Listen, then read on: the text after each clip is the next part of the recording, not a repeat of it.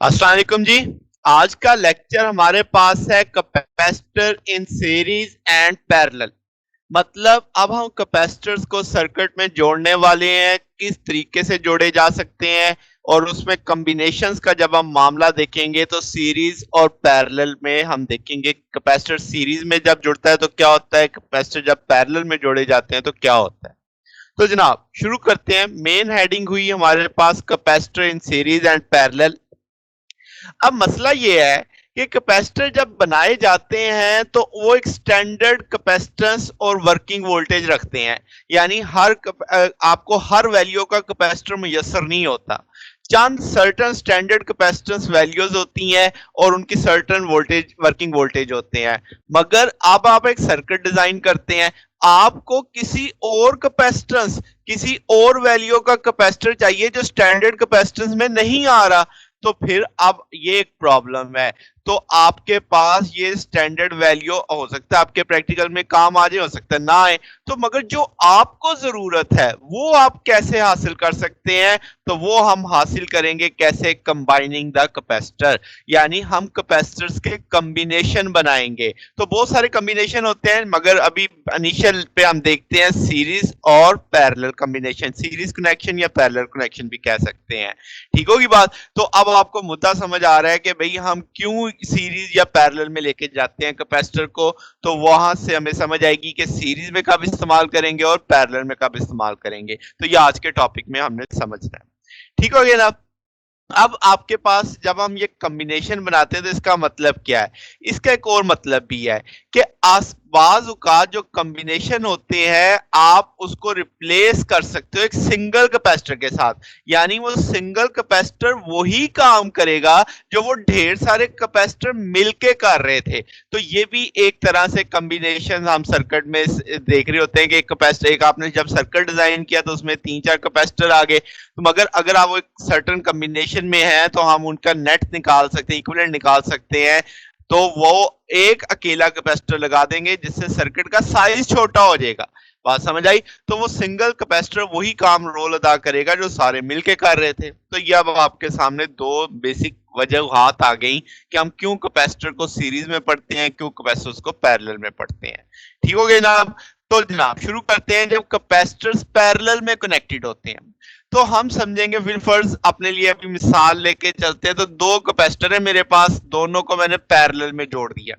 अब पहले पैरेलल समझ लेंगे। पैरेलल क्या है? जब आपके पास एक से ज्यादा रास्ते हों चार्जेस के जाने के लिए, कि चार्जेस एक से ज्यादा मकामात पे पहुंच सकते हैं, तो अब एक जगह से दूसरी जगह जाते हुए तो हम बोलेंगे ऐसे कनेक्शन पैरेलल कनेक्शन है। ठीक होगी बात। जैसे आप यहां से देखें ए और बी के बीच में एक पोटेंशियल डिफरेंस लगा हुआ है, यहां से ए से चार्ज गया। अब उसके पास एक रास्ता ये है और एक रास्ता इससे नेक्स्ट वन है, यानी एक से ज्यादा रास्ते आ गए ना। तो that is the parallel connection. Okay हो गया। अब जब आप पैरेलल में जोड़ देते हैं तो जितने भी कैपेसिटर होंगे वो सारे एक ही तरह की पॉजिटिव से और एक ही तरह की नेगेटिव से जुड़े होंगे।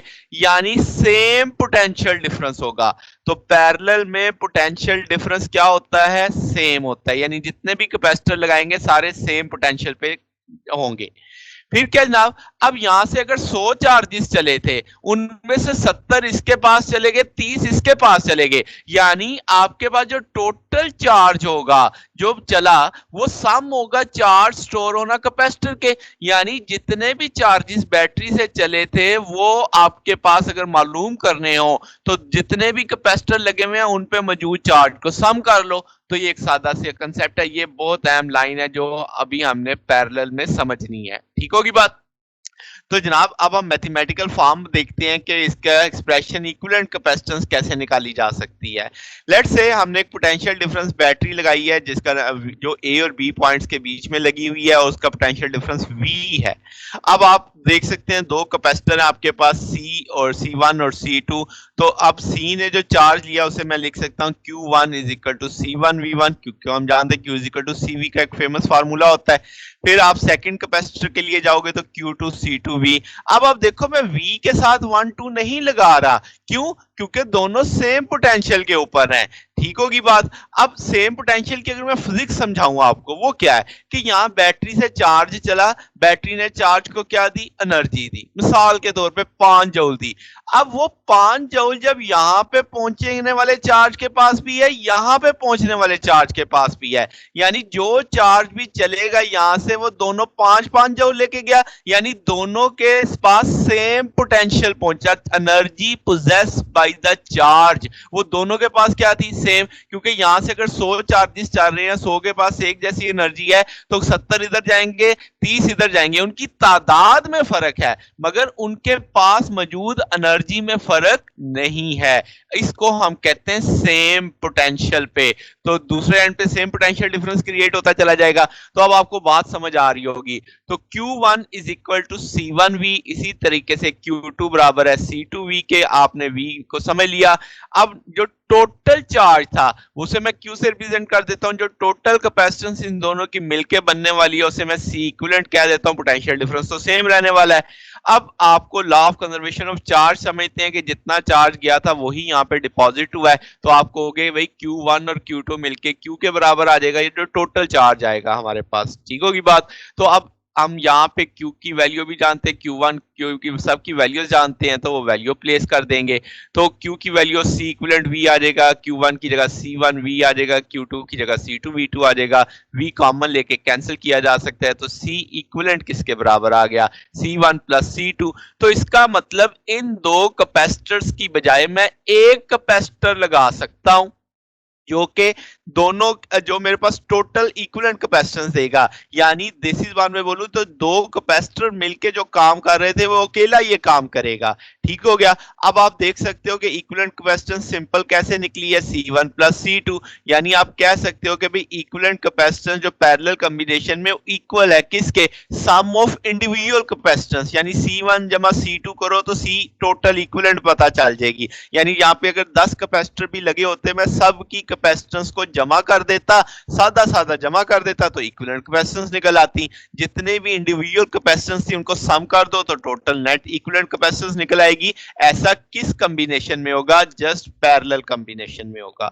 समझ आ गई बात। फिर आपके पास इसका एक चेक पॉइंट है, जब न्यूमेरिकल आ जाए तो आपको देखना है कि भाई आपसे इक्विवेलेंट कैपेसिटेंस पूछी जाएगी, तो आपने चेक पॉइंट क्या रखना है कि जो इक्विवेलेंट कैपेसिटेंस आएगी वो उसकी वैल्यू हमेशा ज्यादा होगी सर्किट में लगे हुए बड़े से बड़ी कैपेसिटेंस से। यानी अगर सर्किट में 10 कैपेसिटर लगे हुए हैं और उन 10 में से जो सबसे ज्यादा कैपेसिटेंस वाला है, तो आपका जो जवाब आएगा इक्विवेलेंट कैपेसिटेंस का वो सब वाले बड़े से भी बड़ा होगा। समझ आ गई बात। तो इक्विवेलेंट कैपेसिटेंस आपकी ग्रेटर होगी किससे, largest capacitance in a circuit से भी। समझ आ गई बात। तो ऐसा किस में होगा, पैरेलल कॉम्बिनेशन में होगा। तो ये बात समझ लेनी है। फिर एक बहुत अहम टॉपिक के लिहाज से है कि अगर आइडेंटिकल कैपेसिटर आपने पैरेलल में जोड़ दिए, यानी सारे कैपेसिटर एक जैसे ही हैं, और आपसे पूछा जाए टोटल निकाल लो, तो बड़ा सादा सा फार्मूला बन जाएगा कि इक्विवेलेंट कैसे हो जाएगी, n into C. n is a number, कि जितने नंबर हैं किसी एक की कैपेसिटेंस पकड़ो उसको n से ज़रब दे दो तो इक्विवेलेंट कैपेसिटेंस निकल आएगी। मगर ऐसा कब करना है, जब आप आइडेंटिकल कैपेसिटर इस्तेमाल कर रहे होंगे। समझ आ गई बात। तो अब आपके पास जितने भी कैपेसिटर आएंगे पैरेलल में तो कोई मसला ही नहीं है, अगर कोई आपसे इक्विवेलेंट पूछता है सादा सादा उनको सम कर देंगे, तो वो जितने भी सम होगा आपके पास समेशन आ जाएगा, वो आपकी इक्विवेलेंट कैपेसिटेंस मानी जाएगी। ठीक होगी बात। अब अगली जो हेडिंग है मेरे पास वो क्या है, हमने देखना है कैपेसिटर्स को किसके अंदर, सीरीज के अंदर। सीरीज से क्या मुराद लेनी है कि चार्जेस के पास गुजरने का सिर्फ एक ही रास्ता हो। तो ऐसा अगर कोई कॉम्बिनेशन है तो हम उसे बोलेंगे ओनली वन पाथ। जब अवेलेबल होता है तो हम बोलते हैं कि वो सीरीज है। यहाँ पे जो केस मैं आपको पढ़ा रहा हूं इसमें दो कैपेसिटर है, अगेन C1 C2 उनकी कैपेसिटेंस है। अब जरा एक बात समझो कि आपके पास यहां पे जो पोटेंशियल डिफरेंस आएगा कैपेसिटर के क्रॉस में, वो अप्लाइड पोटेंशियल डिफरेंस के बराबर होगा। यानी बैटरी अगर 10 वोल्ट का पोटेंशियल डिफरेंस बना रही है तो यहां पे C1 के गिर्द जितना पोटेंशियल डिफरेंस होगा, C2 के गिर्द जितना पोटेंशियल डिफरेंस होगा, वो मिल के बराबर होगा किसके, V के। तो इसका मतलब अब दोनों कैपेसिटर के गिर्द सेम पोटेंशियल नहीं है, अब उनके गिर्द पोटेंशियल डिफरेंस अलग अलग है। ठीक है। अब मगर एक चीज है कि जो चार्ज आएगा हर कैपेसिटर पे वो सेम वैल्यू का होगा। ये क्यों? इसकी फिजिक्स समझो कि यहाँ फर्ज बैटरी का पॉजिटिव है, यहाँ पे पॉजिटिव आया तो उसने नेगेटिव इंड्यूस किया यहाँ पे। ये नेगेटिव दूसरी प्ले जो लगा हुआ कैपेसिटर है उसमें से पॉजिटिव को खींचेगा, इंड्यूस करेगा, और ये पॉजिटिव फिर अगले के नेगेटिव को इंड्यूस करेगा। तो चार्ज की मिकदार बराबर रहने वाली है, यानी जितना पॉजिटिव उतना नेगेटिव सारे कैपेसिटर्स पे। तो आपके पास ये पॉजिटिव ने इस नेगेटिव को इंड्यूस किया, इस नेगेटिव ने इस पॉजिटिव को इंड्यूस किया, इस पॉजिटिव ने इस नेगेटिव को इंड्यूस किया, तो सो ऑन ये चलती जा सकती है बात। अच्छा, अब जरा बात कर लेते हैं कि भाई पोटेंशियल डिफरेंस की, कि भाई आपके पास जो चार्जेस के पास जो पोटेंशियल डिफरेंस आएगा उसे हम कह देते हैं कि ए और बी के बीच में वो कितना है, वी है। तो अगर मैं कहूं कि भाई मुझे इस कैपेसिटर के गिर्द पोटेंशियल डिफरेंस चाहिए तो Q is equal to C V होता है, तो V किसके बराबर आ जाएगा? Q ओवर C के। आप देखो Q के साथ मैंने 1 नहीं लगाया, क्यों? चार्ज तो सबके पास सेम आना है, चार्ज तो इंडक्शन के थ्रू आना है, वो सबका सेम होना है, तो Q मैंने वैसे ही लिखा है। V2 अगला पोटेंशियल डिफरेंस मैंने निकाला तो Q ओवर C2 आ गया। अब यहां से जो नेट इक्विवेलेंट आपका पोटेंशियल डिफरेंस जो बैटरी ने लगाया था वो कितना होगा? Q over C equivalent. अब मैं क्या कर सकता हूं कि भाई पोटेंशियल डिफरेंस, आप law of conservation of voltage यानी आप कह सकते हो किरचॉफ का रूल लगा दिया, तो अब आप कह सकते हो V बराबर है V1 प्लस V2, तो आपके पास V की वैल्यू भी है, V2 की भी है, V1 की वो वैल्यू प्लेस कर दी, Q कॉमन लेके कट जाएगा, 1 ओवर C इक्विवेलेंट बराबर आ जाएगा 1 over C1 plus 1 over C2। क्या मतलब कि अब सर्किट में दो कैपेसिटर लगे हुए थे, ये दो मिलके जो काम कर रहे थे, मैं चाहता इनसे भाई एक से गुजारा किया जाए, तो उस अकेले की वैल्यू मुझे कैसे पता चलेगी? इसकी कैपेसिटेंस का रेसिप्रोकल कर लो, इसकी कैपेसिटेंस का रेसिप्रोकल कर लो, फिर उनको जमा करो। तो जब मैं जमा करूंगा तो जो जवाब आएगा वो कुल इफेक्टिव कैपेसिटेंस का रेसिप्रोकल होगा, यानी अगर मुझे वैल्यू चाहिए तो जवाब को भी मुझे उल्टाना पड़ेगा, एक दफा इन्वर्ट करना पड़ेगा। समझ आ गई? तो अब आपके पास यहाँ पे ये फार्मूला बन गया कि अब आपको समझ आ रही है कि भाई अगर सीरीज में कैपेसिटर लगे हो तो टोटल इफेक्टिव कैपेसिटेंस कैसे निकालनी है, इक्विवेलेंट कैपेसिटेंस कैसे निकालनी है। तो सर्किट में लगे हुए सारे कैपेसिटर्स को सम करो, मगर रेसिप्रोकल करके सम करो, 1 over C1, 1 over C2, 1 over C3, 1 over C4, फिर जमा करके वो जो जवाब आएगा वो 1 ओवर C इक्विवेलेंट का आएगा। तो आपको तो सिर्फ C इक्विवेलेंट चाहिए, एंड पे फिर आपको उल्टाना पड़ेगा उस चीज को। ठीक होगी बात? ये न्यूमेरिकली इस बात का ध्यान रखते हैं, अक्सर बच्चे जल्दी में वही जवाब छोड़ देते हैं। फिर आपके पास क्या जनाब, अब नतीजा क्या निकला कि sum of reciprocal capacitance of all capacitor, यानी सर्किट में जितने कैपेसिटर लगे हुए थे उनका रेसिप्रोकल करके सम करो, तो सीरीज कॉम्बिनेशन में वो इक्वल होगा किसके? रेसिप्रोकल ऑफ इक्विवेलेंट कैपेसिटेंस के। समझ आ गई बात कि जवाब इक्विवेलेंट कैपेसिटेंस के बराबर नहीं आ रहा, रेसिप्रोकल ऑफ इक्विवेलेंट कैपेसिटेंस के बराबर आ रहा है। फिर इसका चेक पॉइंट क्या कि पेपर में आपका जवाब सही आया कि नहीं आया न्यूमेरिकल का। जो इक्विवेलेंट कैपेसिटेंस होगी वो सबसे कम होगी, यानी smallest capacitance in a combination, कि सर्किट में लगे हुए सबसे छोटे कैपेसिटर से भी छोटी वैल्यू आएगी कैपेसिटेंस की। ऐसा कब होगा? जब सीरीज कॉम्बिनेशन में आएंगे। क्या मतलब? आपसे एक न्यूमेरिकल आता है कि इक्विवेलेंट कैपेसिटेंस निकालो और सारे कैपेसिटर सीरीज में लगे हुए हैं, आपने जवाब निकाल लिया। अब आपने देखना है कि आपका जवाब सही है भी या नहीं। तो बड़ा सादा सा चेक है, आपका जवाब सर्किट में लगे हुए सबसे कम कैपेसिटेंस वाले कैपेसिटर से भी कम आना चाहिए। तो ये एक चेक पॉइंट होता है हमारे पास, हमें अगर वो आ रहा है तो इसका ना हमारा जवाब सही है। तो आपके पास इक्विवेलेंट कैपेसिटेंस जो होगी वो स्मॉलेस्ट होगी, even smallest capacitance in a combination, यानी 10 कैपेसिटर्स में से सबसे छोटी जो कैपेसिटेंस होगी आपका जवाब उससे भी छोटा आएगा।